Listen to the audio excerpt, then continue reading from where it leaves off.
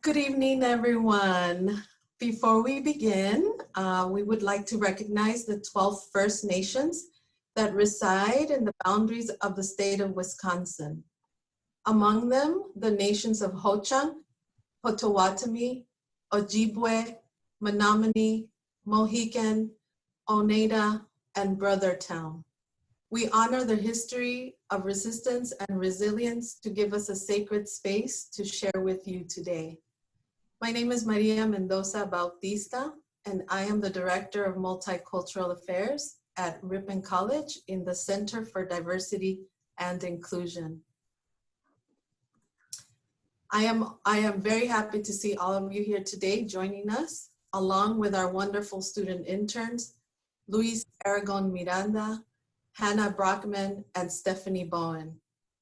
We would like to welcome you all to Healing Spaces, a virtual vigil for racial justice and community conversation. The CDI is located in Bartlett Hall. We hope that you can visit us. We share the following pillar core values that guide us in the way we can best support the Ripon College campus community. Those are education and advocacy, allyship, collaboration, awareness, and visibility. Good evening. My name is Hannah Brockman. I am a first-year student and my major is Spanish. I am a CDI student intern. The purpose of our vigil this evening is so that we can engage in community. How can we move forward to support one another as we think about racial justice?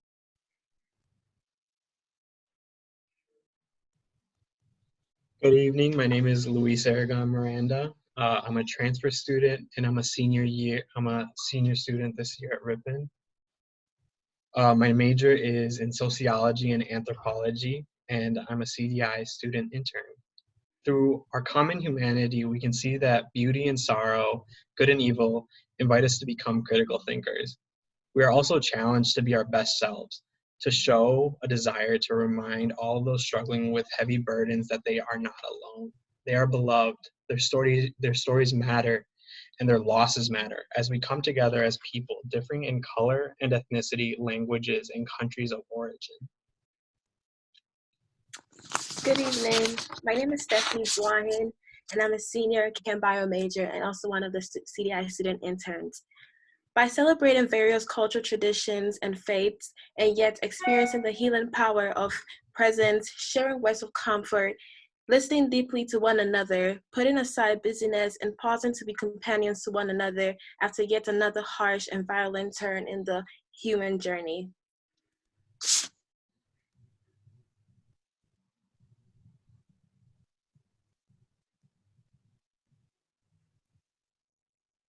Thank you for engaging with us today. Next is Ripon College President Zach Massetti with a few welcoming words.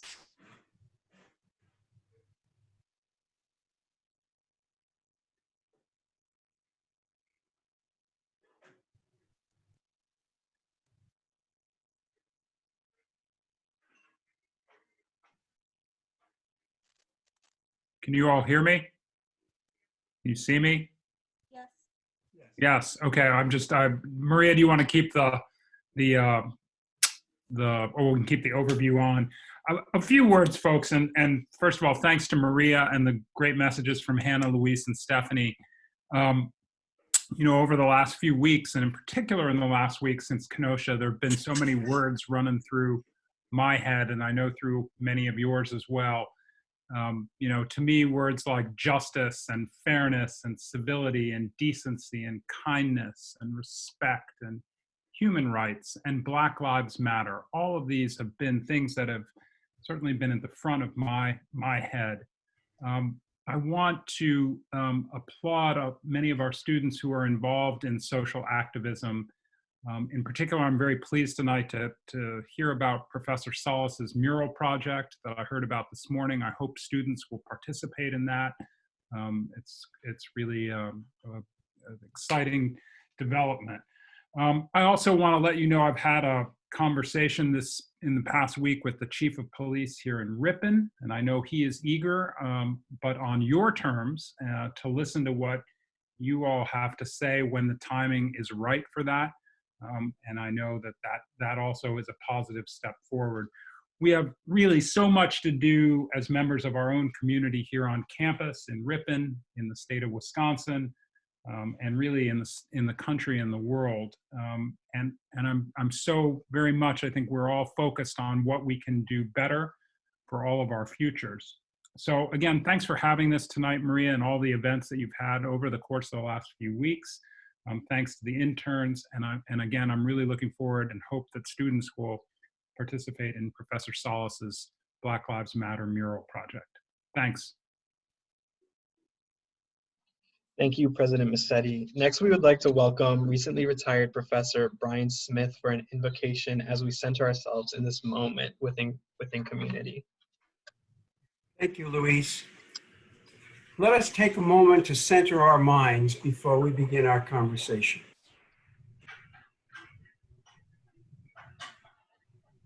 Great Spirit, be in our midst tonight as we gather again to share our pain, yet after another harsh and violent turn in the human journey.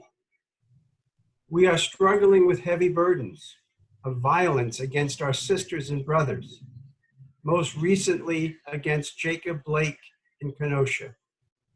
One more victim of police violence against people of color in our country.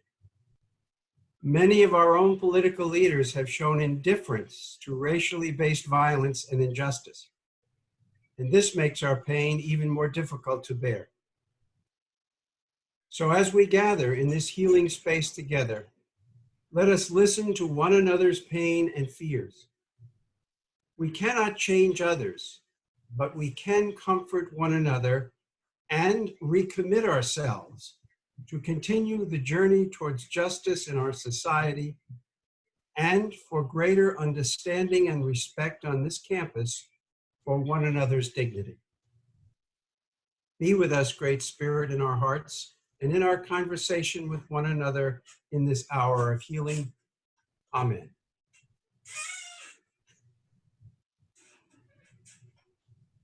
Thank you, Professor Smith. We appreciate your kind words. The CDI has taken some time to research some educational points that speak on the topic of racial justice and racial disparities. Our director, Maria, will be reviewing some quick information pieces about the current events, about racial justice and racial disparities, and also about the current events not too far from Ripon College in Kenosha, Wisconsin, where Jacob Blake was shot 7 times by the police.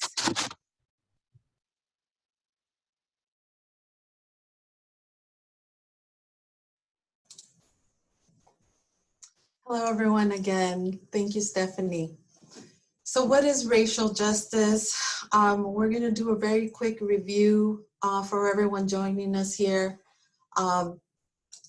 that may be new to some of these terms. We're always aiming to make sure that we're defining our terms so that when we are having conversations, when we're participating in research and in our courses, we are using terms that we're familiar with. And so our definition was derived from the American Civil Liberties Union, and racial justice is defined as aiming to preserve and extend constitutionally guaranteed rights to people who have historically been denied their rights on the basis of race.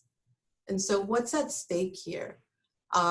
We know about the authors of the Declaration of Independence wanting this nation to be equal and just for all. And though generations of civil rights activism have led to important gains in removal of indigenous peoples and the institution of slavery marked by the beginnings of a system of racial injustice from which our country has yet to break free.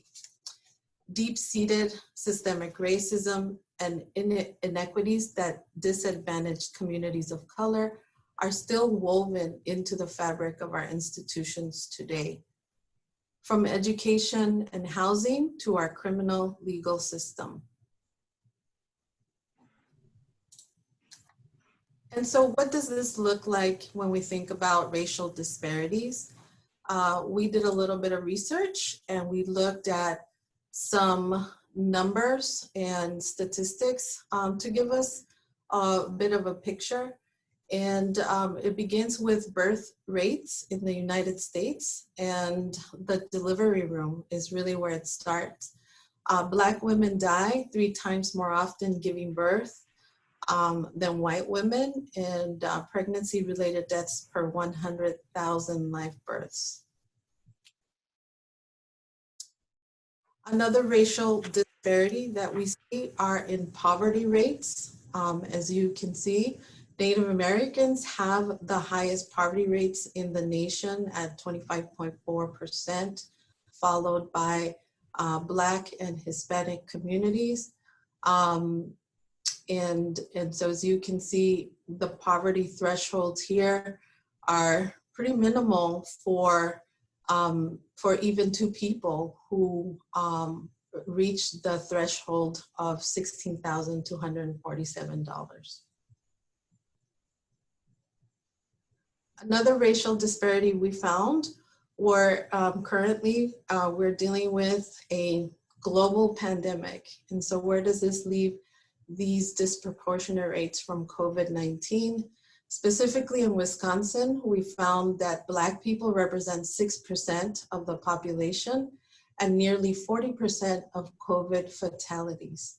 In Louisiana, Black people make up 32% of the state's population, but almost 60% of fatalities. And in Kansas, 6% of the population is Black, and yet Black people account for more than 30% of the COVID-19 deaths.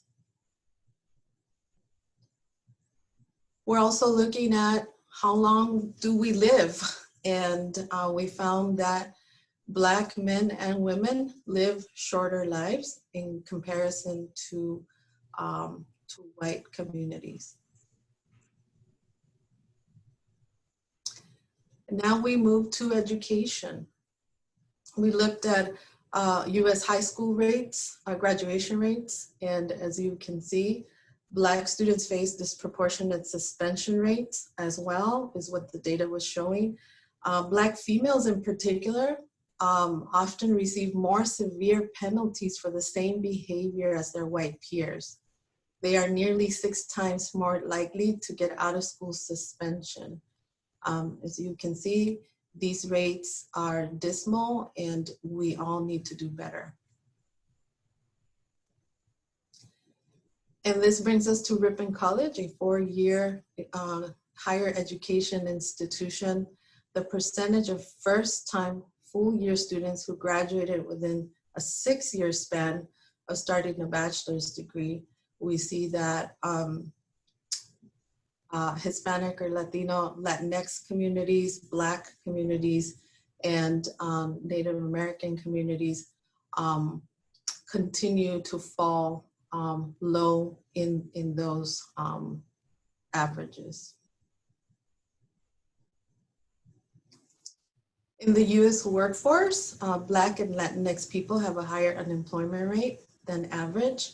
They are often left out of high-paying jobs.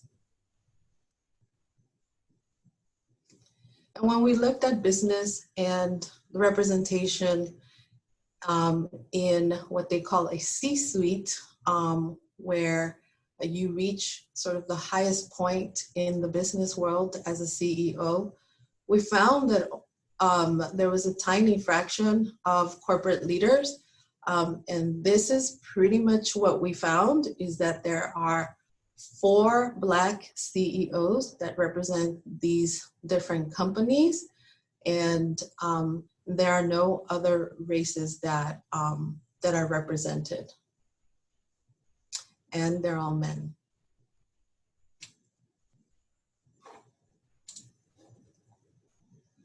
U.S. home ownership, a lot of communities of color, a lot of immigrant communities come here for quote unquote, the American dream. And this is certainly one of those touch points for many families, but we continue to see a racial disparity with Black Americans less likely to own a home than other racial and ethnic groups.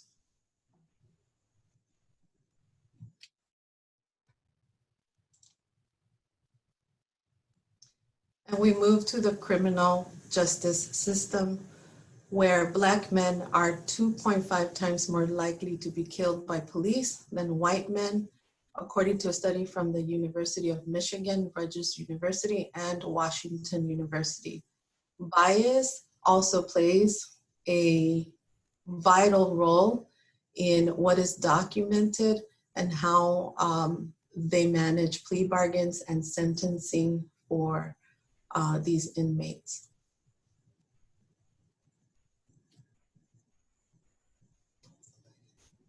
Which then leads us to our government. As of January 3rd, 2019, the current members of the House are certainly also represent racial disparities. Unfortunately, African Americans, 55, Hispanic, Latinx Americans, 44, Asian Pacific Islanders, 15, and Native Americans are only 4.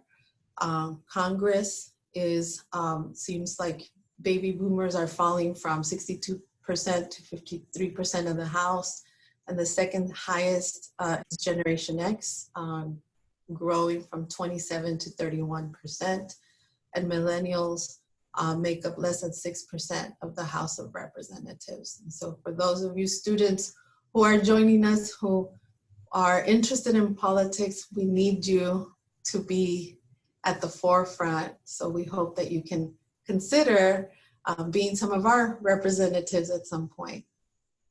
Openly gay members of the House rose from 6 to 8, making up under 2% of the representation. Before the election, 84 women made up the House, and after the elections, there were 103 women, increasing female representation by 22%. Non-Hispanic whites saw their numbers fall from 75% to 72% of the House of Representatives. This is still a huge majority, not reflective of the current national demographic breakdown.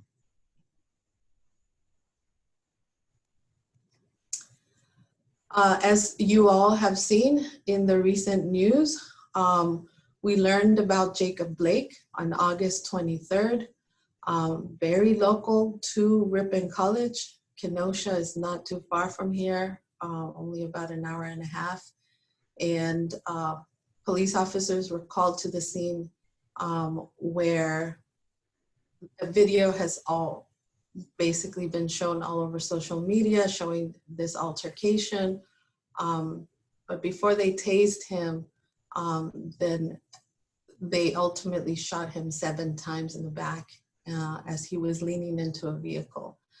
The Kenosha, this is a note that we found, was the Kenosha department does not have body cameras, so officers were not wearing them at the time of the shooting.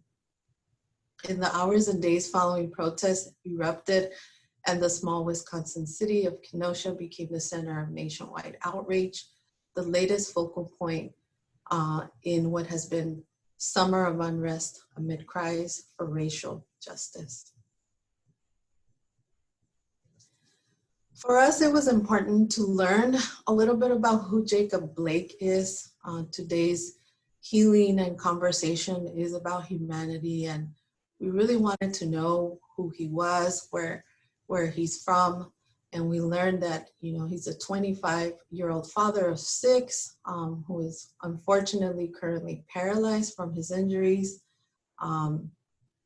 He grew up in Salem, North Carolina before moving to Illinois, and it looks like he was looking for a fresh start in Kenosha, where he has called his home for the past 3 years.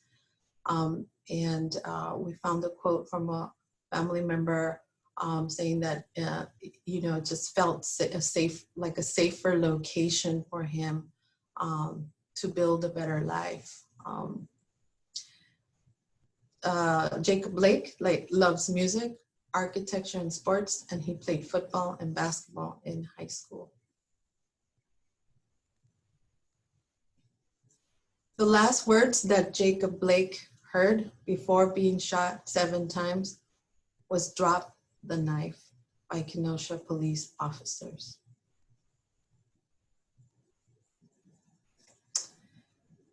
As we have learned a little bit about racial disparities and racial justice, we're going to be doing some breakout sessions so that we can share a moment with our community in safe, smaller spaces and groups.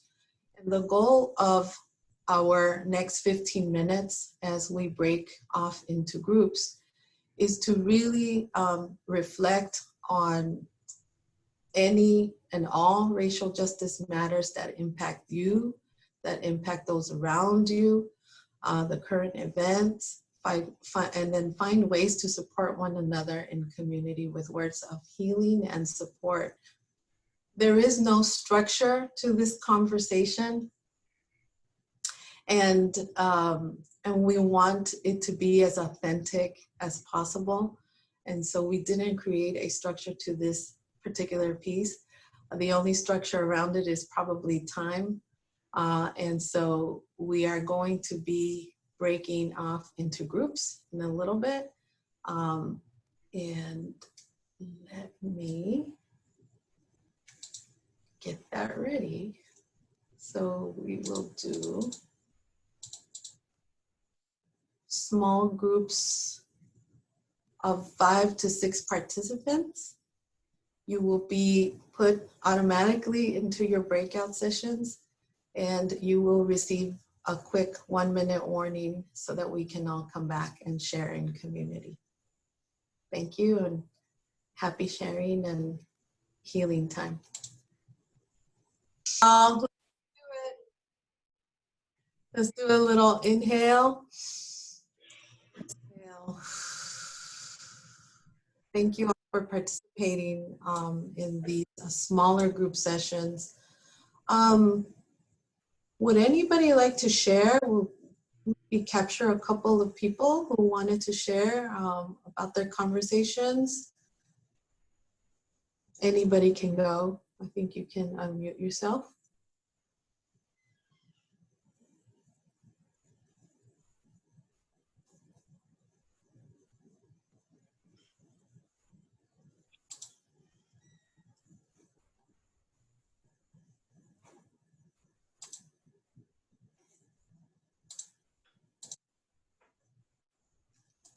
Were there any robust conversations happening? I know I peeked into one of the rooms as I was having my own session with Molly Oblinger here.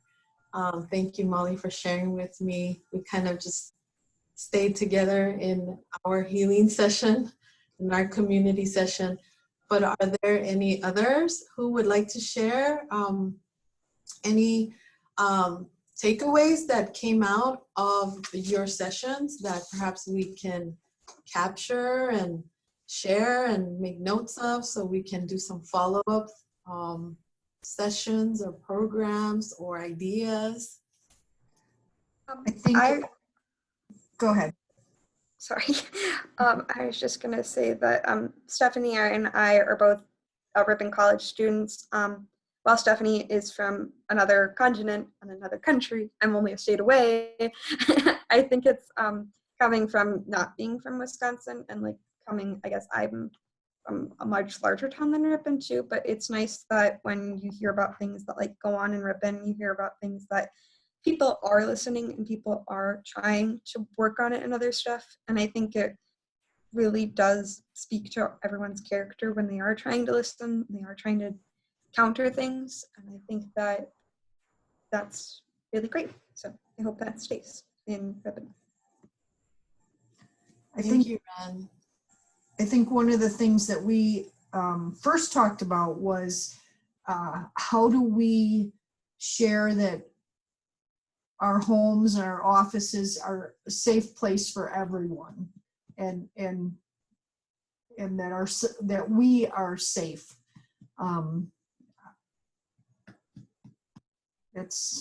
That was our first part of our conversation.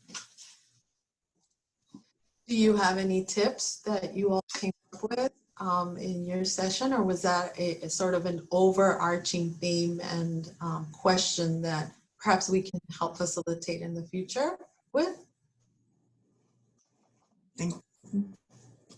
Yes, okay. Thank you, Peggy. We are taking copious notes. Thank you so much. And Peggy, we will be in touch. Definitely. It's almost like you're talking to people, but you don't know who's really listening or hearing you or feeling your emotion in that moment, or empathizing with that emotion. So authentic spaces, I know Molly and I were discussing authentic spaces, and how can we continue to nurture that within all of the different code switching that we often do throughout our lives and the different spaces that we occupy in society. And so Peggy, we will follow up on that one. So I appreciate you sharing that. Any other takeaways? Our group talked about the importance of having conversations, about being willing to start them even when they're hard, even when it's awkward to risk a friendship. And we talked about the importance of being willing to be brave that way and opening the conversation, the importance of listening, and a little bit of good news that several of us, I think maybe most of us, I don't know, had seen people move, had seen people listen and be persuaded at least part way and change and be affected by the conversation, that we didn't all feel hopeless about, you know, the impossibility or futility of having conversations with people that we disagree with. Thank you, Kat. It's good to see you. Definitely stepping into conversations that are difficult. Our stepping into brave spaces, is helping us have more compassion for each other and support for each other. And I'm hoping that some of you met each other for the first time and can continue some of what occurred here today in your small spaces. We are going, unless we don't have anybody else who wants to share, we are going to move on with our next phase. What happens next? And so I think, Hannah, you had the next piece of this, right? Yeah. Next, we would like to invite two guests to help us learn about their advocacy as allies for racial justice and ways that we could get involved. Kim Griffin and Maddie Kimes.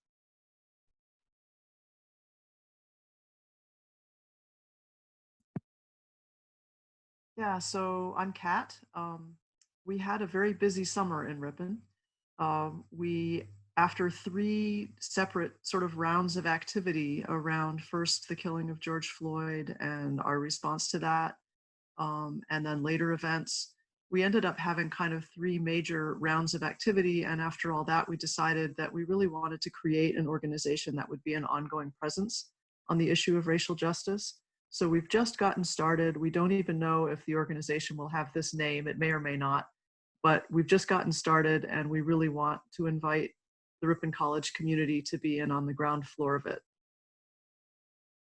Next slide. All right, so we have undertaken some actions so far, and really a lot of these actions happened, and then out of that grew this organization. It just kind of happened as we responded and felt what was happening in our world and our community.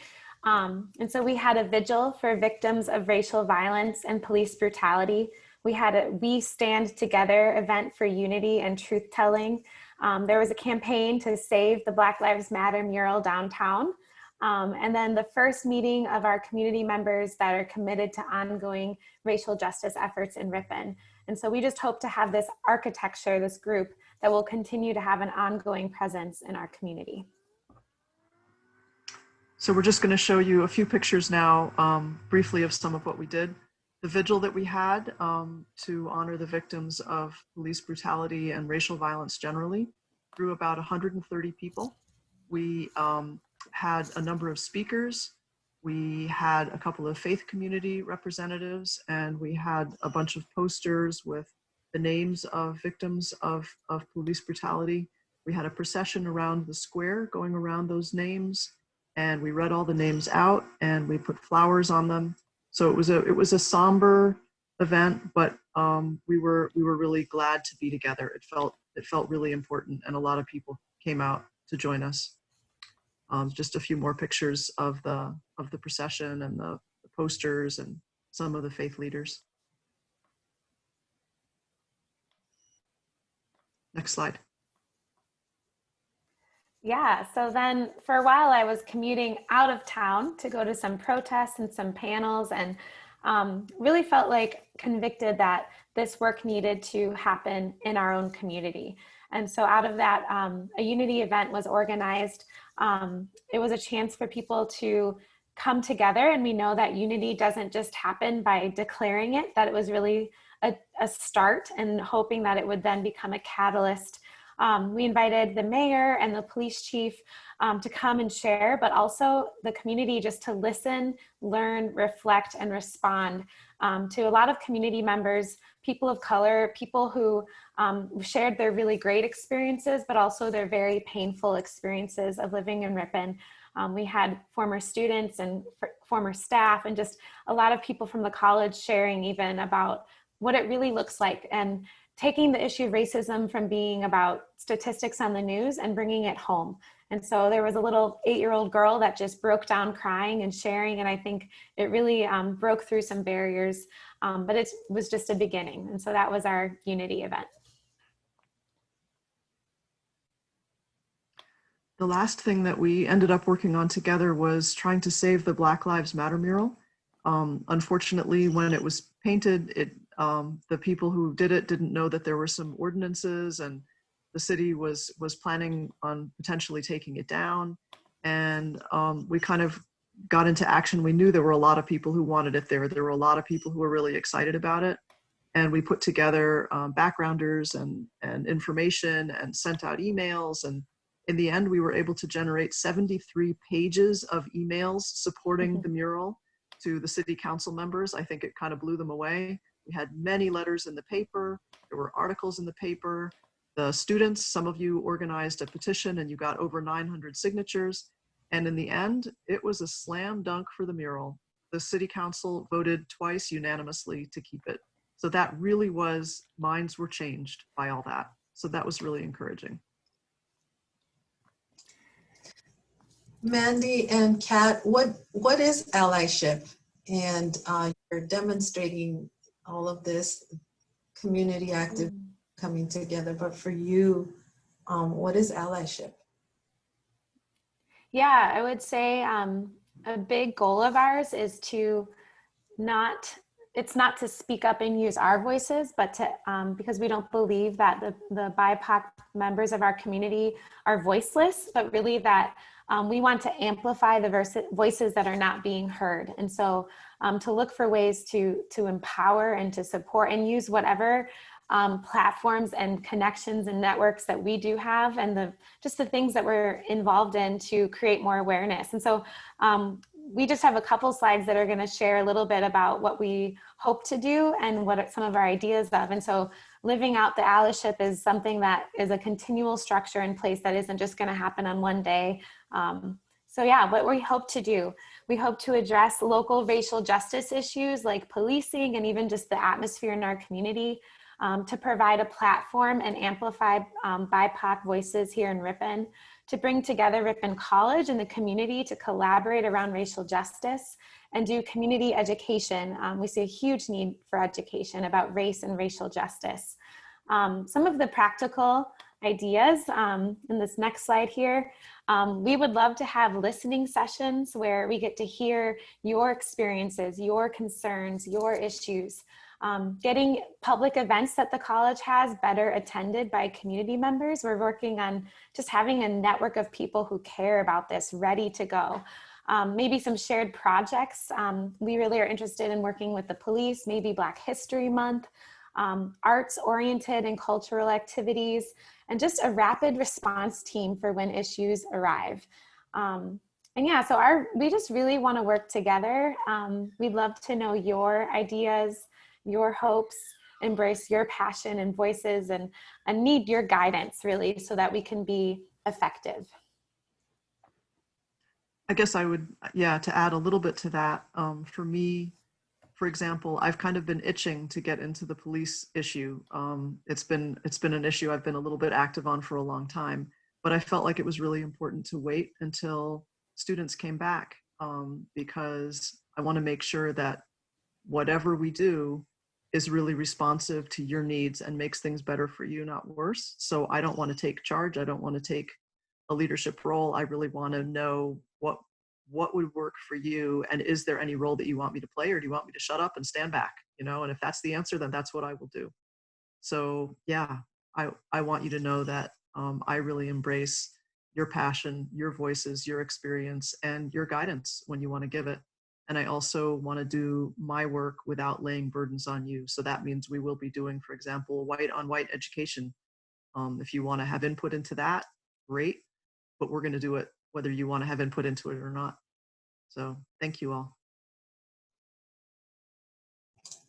Thank you so much, Mandy and Kat. Your work collaboratively and individually is admired, and we're glad to always partner up with you. You are some of the first responders to the CDI. We thank you. We really, really do thank you. We could not do this work without you. So let us know how we can best support you, and we will have an email at the end for our office in case you need to get a hold of Kat or Mandy. You can email them with any questions or any inquiries that you may have about getting involved. And next we have Luis. All right, thank you, Maria. So next, we would like to invite Professor Rafael Salas to tell us about a new action item initiative at Ripon College to support racial justice. Great. Thanks, Luis. Yes, and thanks for having me this evening. So, slight background, you've heard a little bit about what happened this summer. Those of you who were in town saw it happen.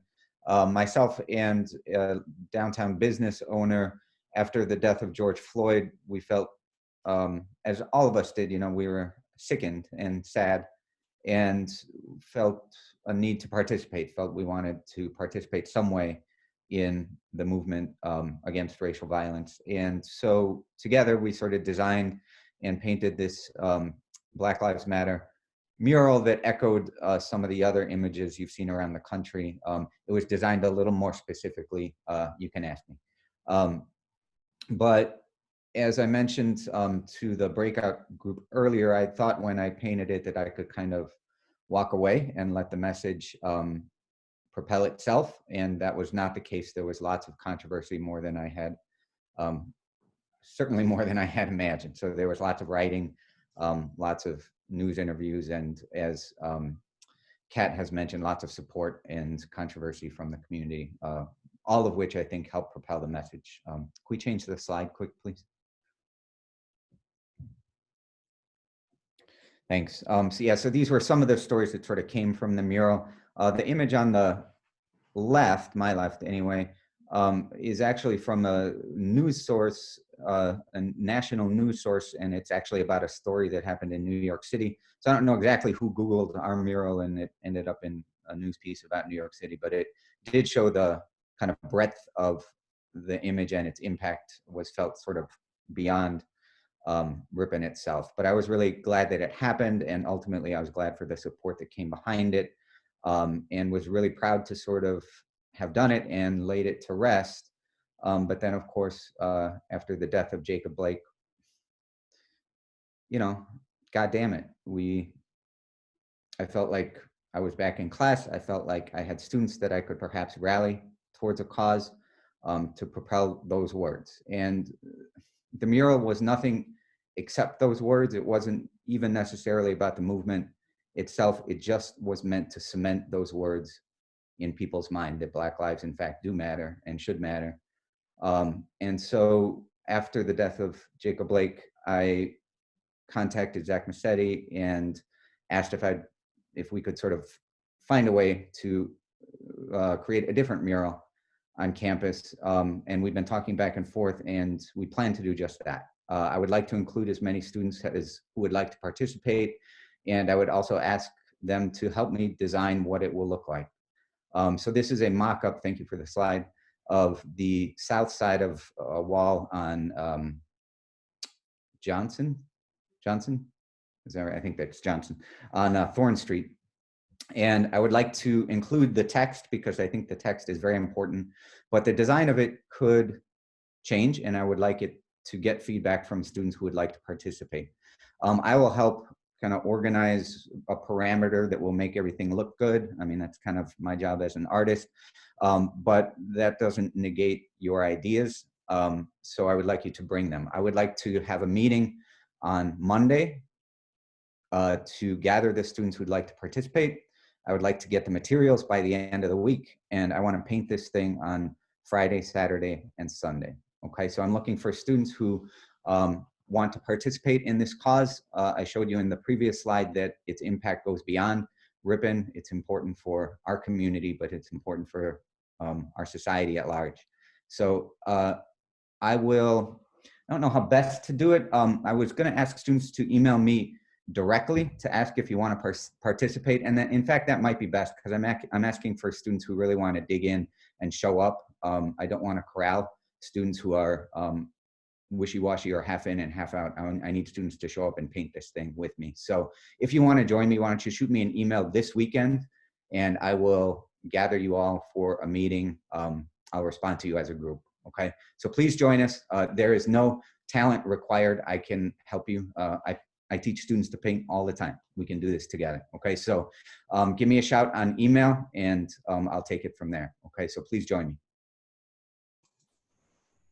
Thank you, Professor Salas. Just a small minor correction is Jacob Blake is in the hospital, paralyzed, not dead. Oh, I'm very sorry. Yes, And also we are sending you a list of our Diversity Coalition leaders so that you can have that list, but the CDI is more than happy to help support, get the word out about your Monday meeting. So we'll connect with logistics.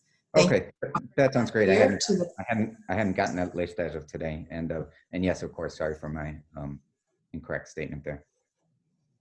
Your spirit is there and we feel it and we know it. Thank you. Thank you, Professor Salas. And Stephanie is next. Next, we would like to invite the groups of the Diversity Coalition to share reflection about racial justice.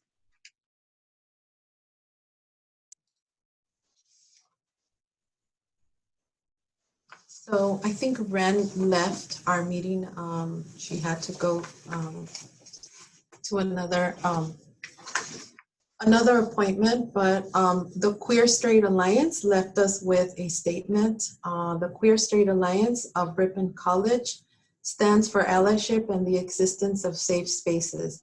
The communities of color and the queer community need to stand in solidarity.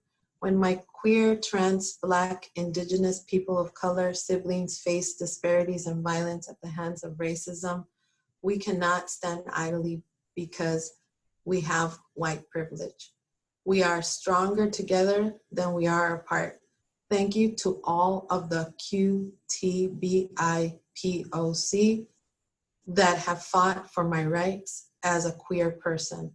For all of my QTBIPOC community members that have lost their lives. We honor you by actively making sure that your life meant something. We still have so much room for progress, and progress we will. We also have a statement from Black Student Union. Hi, I'll be reading to represent Anisha Wiseman, who's the president of the Black Student Union. So from her, the brothers and sisters of Ripon College's Black Student Union are simply tired. We are tired of the generation trauma that gets passed down every time we see one of our own get murdered. There's no justification for murder, whether the person was innocent or guilty. This has been a difficult time for all Black people because we keep seeing the same thing happening and no one bats an eye. We're no longer angry. We're no longer frustrated. We're no longer sad. We're no longer having any emotions except numb. Our pain has become numb. Our voices steadily repeat the same thing, hoping it doesn't fall on deaf ears, only for our voices to change to one person dying. We're tired of playing this game. We cannot expect change if it's not exponential. We're fighting the same fight MLK and Malcolm X fought in the 1960s. We're tired of seeing police officers and vigilantes walk away after brutally murdering one of our brothers and sisters. The fact that by saying Black Lives Matter has now become a political statement is really disappointing because our life is not political and our life matters. Ahmaud Arbery, Breonna Taylor, George Floyd, and now Jacob Blake. Their life matters. It is a blessing that Jacob Blake is still alive because many Black people don't make it out alive. However, this should not be happening. We want to exist, prosper, thrive, and be heard. We're tired of fighting and we're tired of being numb. You need to do more than just hear us and see us. You need to stand with us and defend us. White silence is white violence. We ask that you grieve with us, support us, and lift us up when we're tired. Thank you. Thank you, Stephanie. And we have a statement from La Unida. All right, so I just wanted to quick touch on, we were asked to touch on what racial injustice looks like for our group specifically. And so I really wanted to focus on why people should be working together, especially Latinx people working with the Black Lives Matter movement. And then once the BLM movement is secured and we have those rights, why we should turn around and help the Latinx movement. So I just have a poem that I want to read about the racial tensions that people from Central and South America face when immigrating to the United States. It speaks about the opinions of the masses towards a young child who is simply here for a better life and a better future. It's titled Immigrant 2. The card I carried said, resident alien, because at age 7, I am an otherworldly species, here to take your jobs, your homes, your due, looking different, sounding different, acting different. How dare I? How dare we? Racial injustice is not only seen in physical violence and murder, it can be seen in emotional violence, social tension, and the mistreatment of anyone who steps on this country's land with foreign blood. This, along with many others, is the reason we fight. This is the reason we are here today. Thank you.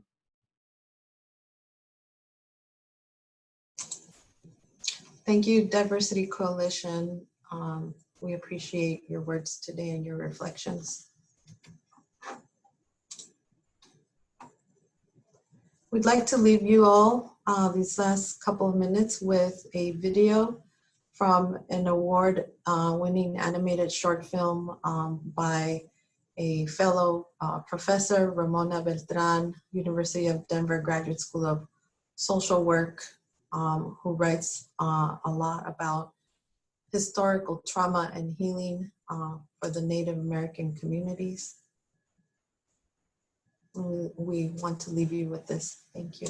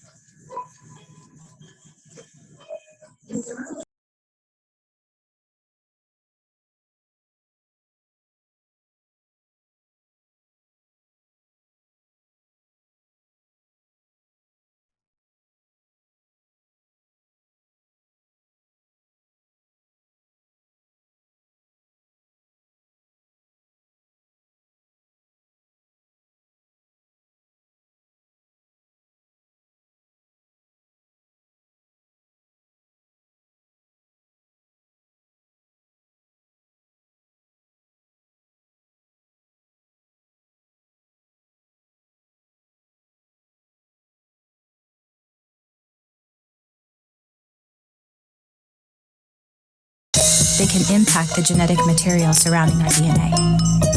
So the trauma is held personally as well as collectively, and it can be passed on through the generations. I remember the day that I was taken to Greyhound in Crown Point, New Mexico. I was 12 years old. Whole line of buses were in line when we went to the trading post, and that's where they put us in a bus and didn't tell us where we were going. I was crying, my mother was crying, my dad was angry, and I know that my mom had the roughest time with that. A lot of people that were there bringing their children were upset, and I was scared, confused. All of us were, and they took us. To this day, I remember my mom standing there crying.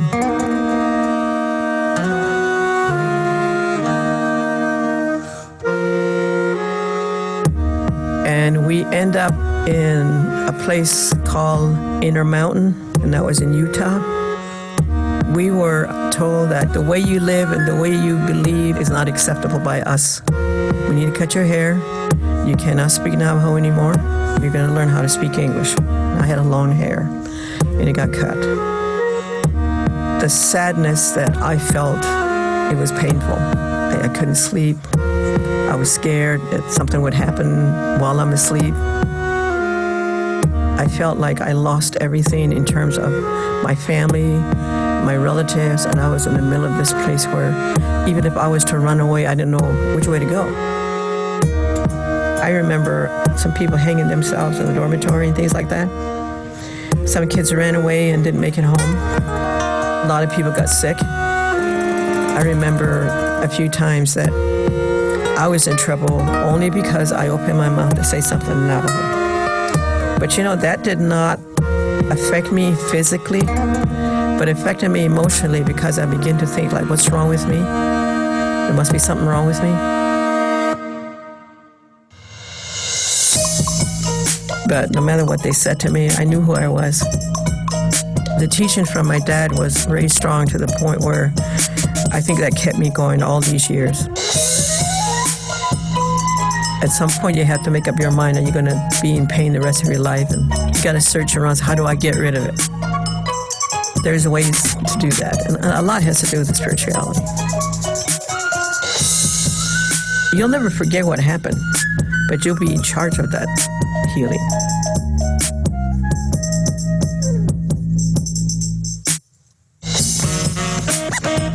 We actually have our own mechanisms to interrupt that intergenerational transmission of trauma in a way that gets at the source of the wound.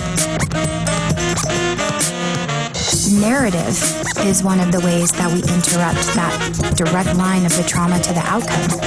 And story for Indigenous people is in our way of being. So we dance, we pray, and we speak, and we tell our stories. And we create things new. We define what being Indigenous is now. Who we are is completely up to us.